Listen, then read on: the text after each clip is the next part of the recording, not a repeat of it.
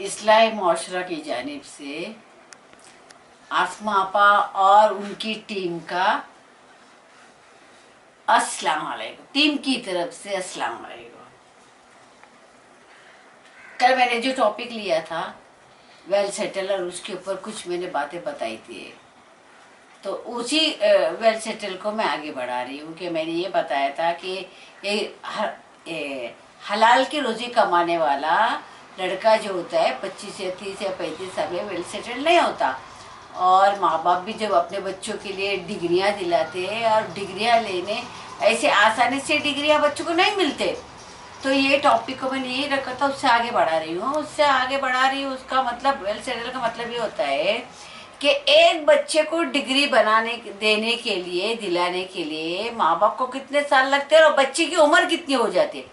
तो बच्चे की उम्र हो जाती है 25 साल पकड़ लीजिए डिग्रियां मिलने तक, और उसको जॉब वगैरह वो जो भी करना चाहते हैं 25 पकड़कर एक मामूली औसत मतलब उसका परसेंटेज एवरेज 25 साल पकड़िए आप एक बच्चे का।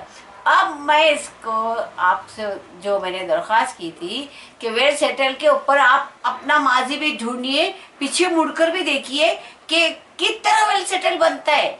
आज आप जिस जगह खड़े हुए हैं माँ बाप बच्चों के, वो किस तरीके से खड़े हुए, उनको अपने जिंदगी के कितने साल लगाने पड़े या कितनी मेहनत करना पड़ी या कितनी जद्दोजहद करना पड़ी जब आज आप लोग खड़े। ऐसा ही अगर आपका जाति मकान है तो जाति मकान बनाने के लिए आप लोगों ने कितना स्ट्रगल किया, बच्चों को डिग्रियां दिलाने के लिए आप लोगों ने भी तो किया है ना, कुर्बानियां दी है, पैसा खर्च किया है, मेहनत की है ना, हलाल की रोजी ली है।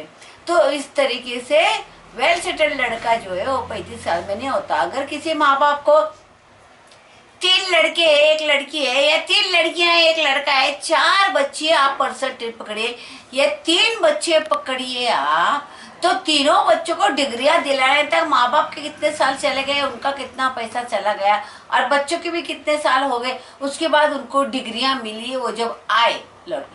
तो क्या बच्चों का ये फर्ज नहीं बताया, क्या इस्लाम ये नहीं सिखाता है कि उन्होंने आज जो माँ बाप ने उनके लिए कुर्बानियाँ दिए, पैसे खर्च किए, वो जवानी से उनकी जिंदगी आज बुढ़ापे में पहुंच गई और उनके जेब अभी खाली हो गए, तो बच्चों ने माँ बाप के लिए कुछ तो लौटाना चाहिए। हाँ, तो वो लौटाने के लिए बच्चों को आप मौका नहीं देंगे क्या? क्या वेल सेटल खाली शादी के लिए बच्चे हो जाएंगे? तो एक माँ बाप के ऊपर 3 अगर लड़कियां उनके हैं तो तीनों को ओन हाउस बनाने के लिए या उनको वेल सेटल करने के लिए उनका पैसा खर्च नहीं होता क्या? या लड़के जो है वो नौकरी पे चढ़ते ही शादी करके जो आने वाली लड़कियां उनकी बीवियां उनको भी पैसा देंगे, और उनके घर में जो बहनें हैं तो बहनों की शादियों में पैसा नहीं लगाएंगे क्या? और माँ बाप जब बूढ़े हो जाते इस उम्र में आने के बाद तो माँ बाप की बीमारियां नहीं देखेंगे क्या? उनकी दवा दारू नहीं देखेंगे क्या? या घर जो इनकम्प्लीट था या छोटा था या रिनोवेशन करना है, उसको एक्सटेंशन करना है, तो क्या वो तमाम चीजें जिंदगी से जुड़ी हुई नहीं है, वो वेल सेटलमेंट से जुड़ी हुई नहीं है? तो मुझे ये बताइए एक 35 साल का लड़का क्या क्या करेगा? हाँ, और माँ बाप क्या क्या करेंगे? अरे माँ बाप के ऊपर इतना बोझ आप लड़की वाले डाल रहे हैं कि बच्चों को वेल क्वालिफाइड भी बनाओ, उनको अच्छे डिग्रियां भी दिलाओ, हाँ, उनका जॉब भी अच्छा हो, उनको बिजनेस करना है तो वो भी दो, और इसके अलावा उनको ओन हाउस आपके वेल सेटल में आता है, ओन हाउस भी दो। तो 3 लड़कों के लिए ओन हाउस बनाना, उनको जॉब दिलाना, उनको डिग्रियां दिलाना, ऐसी बात है क्या? तो बच्चों का उसमें कुछ हक नहीं आया क्या? बच्चों ने कुछ देना नहीं क्या? तो उनकी उम्र वेल सेटलमेंट के लिए कितनी बढ़ गई अभी आगे? हाँ, एक 25-30 साल के अंदर माँ बाप कितने को वेल सेटल कराएंगे और कैसे कराएंगे? जरा इस बात के ऊपर आप गौर कीजिए। आप खुद भी एक माँ बाप है, लड़की वाले भी एक माँ बाप होते, लड़की वालों को भी लड़का रहता है, उनको भी भाई बहन रहते, तो लोग लड़की की शादी के लिए पैसे जमा करेंगे या बच्चों को वेल सेटल करेंगे? जरा इसके ऊपर सोचिए, ये कॉमन सेंस की बात है।